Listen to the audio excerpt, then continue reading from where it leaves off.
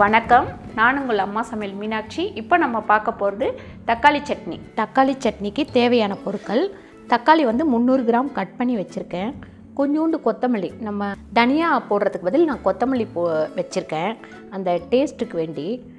தேவையான அளவு உப்பு, தேவையான அளவு எண்ணெய், தாளிக்கிறதுக்கு கடுகு உளுந்து, ஒரு 6-7 பல்லு பூண்டு வச்சுருக்கேன், சின்ன துண்டு இஞ்சி, 10 காஞ்ச மிளகாய்.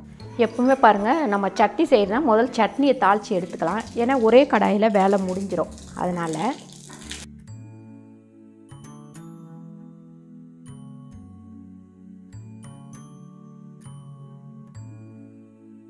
சட்னி தாளிச்சாச்சு.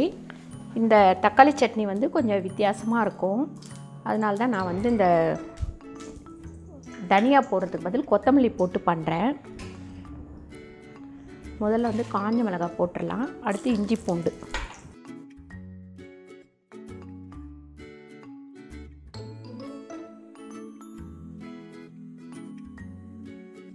நான் கொத்தமல்லி வந்து நல்லா கழுவி எடுத்து வச்சுருக்கேன், அதை போட்டுடலாம்.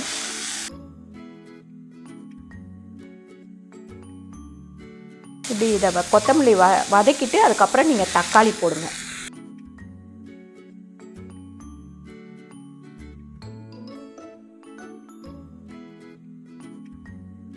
உப்பு வந்து 1 ஸ்பூன் போட்டிருக்கேன். நம்ம அப்புறம் டேஸ்ட் பார்த்துட்டு வேணால் தேவை இருந்தால் போட்டுக்கலாம். உப்பு வந்து உங்களோட அளவு எவ்வளவோ அந்த அளவுக்கு நீங்கள் போட்டுக்கோங்க. இது வந்து 10 நிமிஷம் நல்லா வதங்கட்டும்.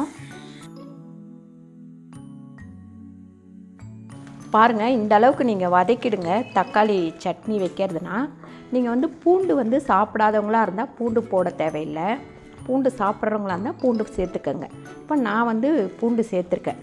இப்போ வந்து இது வதங்கிடுச்சு, கொஞ்ச நேரம் ஆறட்டும்.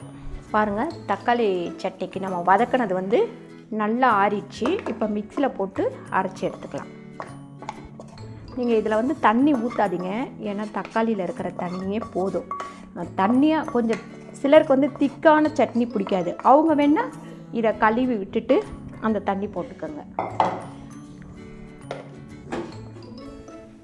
பாருங்கள், தக்காளி சட்னி வந்து அரைச்சாச்சு. இது வந்து வெறும் தக்காளி சட்னி. நம்ம வெங்காயம் தக்காளி போட்டு தக்காளி சட்னி அரைக்கலாம்.